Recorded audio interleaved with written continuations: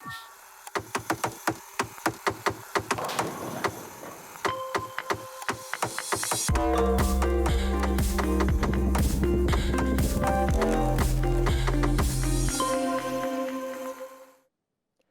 everyone, you're now with me, Ruben Gomez, for TVS News at 5.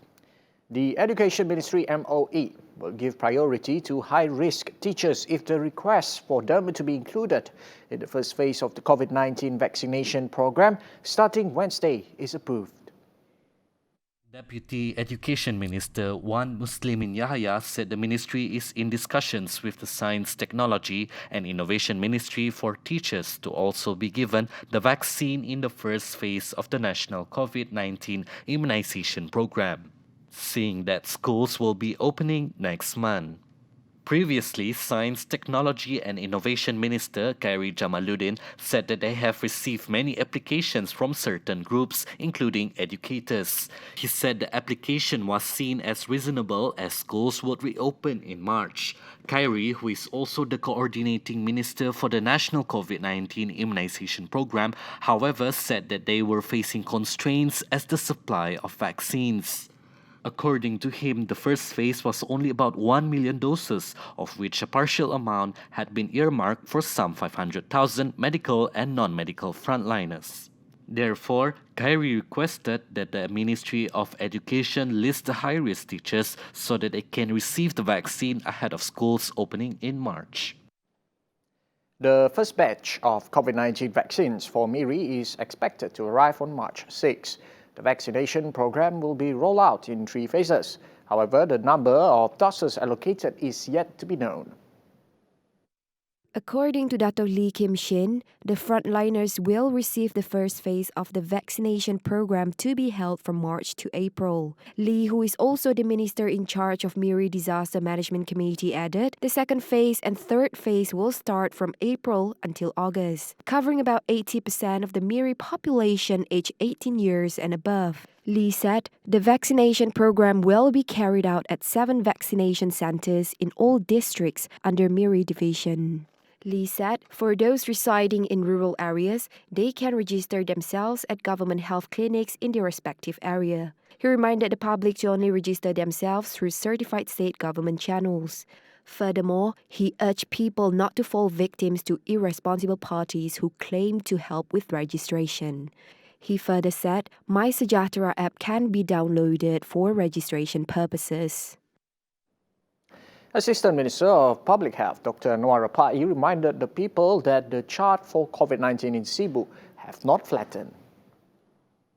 Walaupun kes ni nampak turun, tetapi belum lagi cukup untuk kita mengatakan kita telah berjaya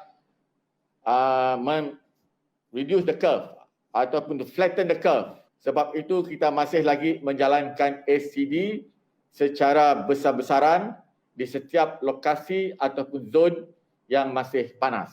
He, who is also Sibu Division Disaster Management Committee coordinator, said the people need to play their role to curb the COVID-19 pandemic. Anwar added, this is the time for the people to take care of their families and themselves to flatten the curve. Pastikan makin turun insyaAllah kita berjaya sama-sama.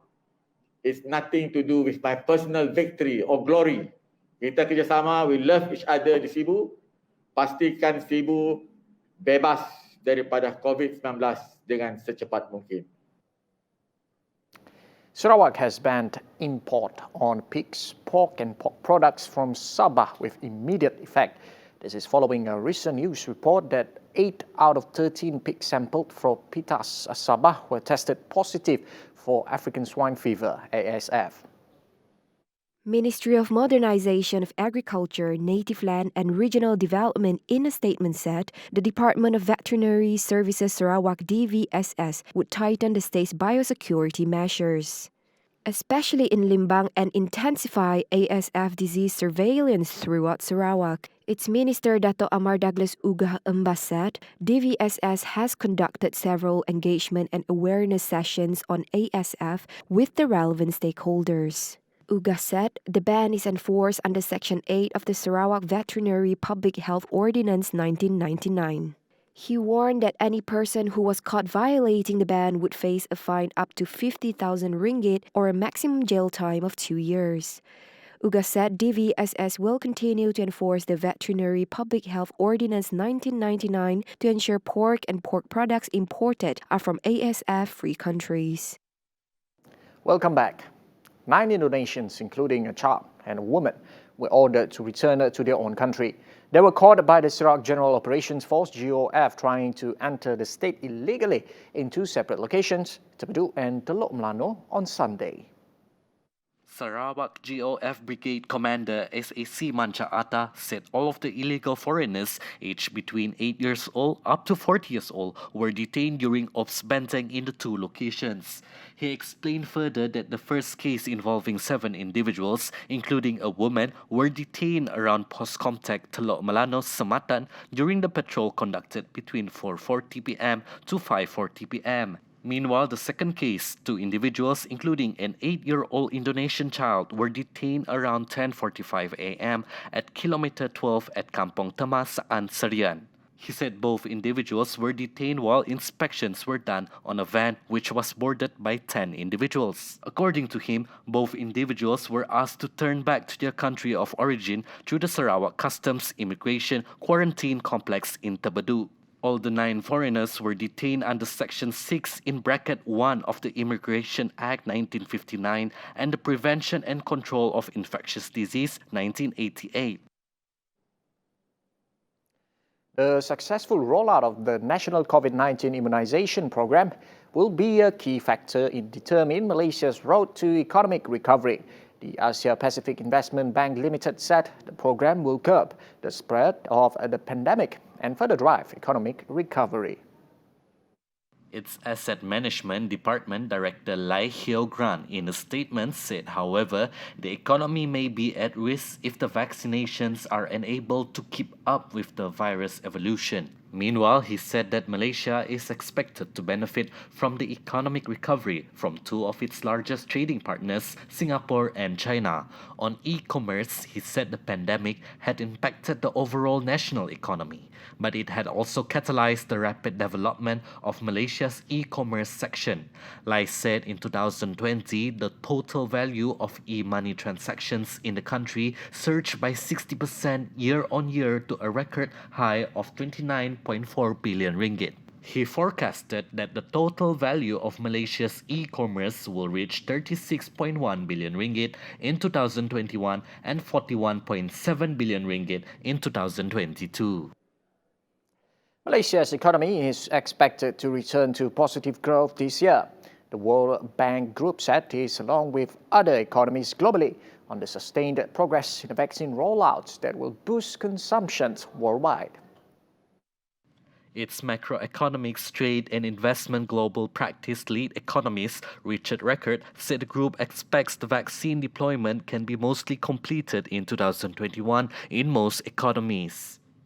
This lead to a strong recovery and demand as well as boosting the trade and commodity prices. Record noted that China is among the reasons of growth recorded by the Asian economies and Malaysia included. However, he cautioned the downside risk to growth is the slow progress of the vaccine deployment and new containment that could lead to another movement control order. He added risks to growth outlook include the unexpected delay in vaccine rollout, ineffective containment, elevated number of vulnerable households, and domestic political uncertainty. Record said in the near term, policies should focus on containing the outbreak and protecting the most vulnerable. Pregnant women have been advised by the Health Ministry not to receive the COVID-19 vaccine for the time being until there are substantial clinical evidence to prove that the safety of both mother and child are guaranteed. This is to avoid any occurrence of side effects. According to University Putra Malaysia Microbiology Medical Lecturer Associate Professor Dr. Niazlin Muhammad Taib, there is no problem for pregnant women to be vaccinated because it is a messenger RNA and not a live virus. Adding that, pregnant women could not receive any form of vaccine that uses live virus.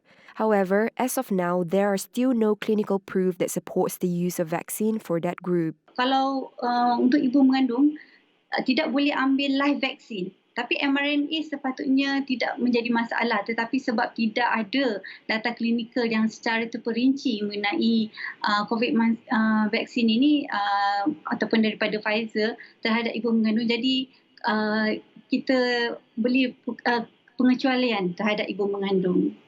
In regards to the allergic reaction that may occur for those receiving the vaccine injection, she said the public need not worry if they have no allergic reaction to the content of the vaccine. She added for the Pfizer-BioNTech vaccine, besides mRNA as the main active ingredient, it also has a variety of non-active chemicals including polyethylene glycol PEG, which may cause allergies.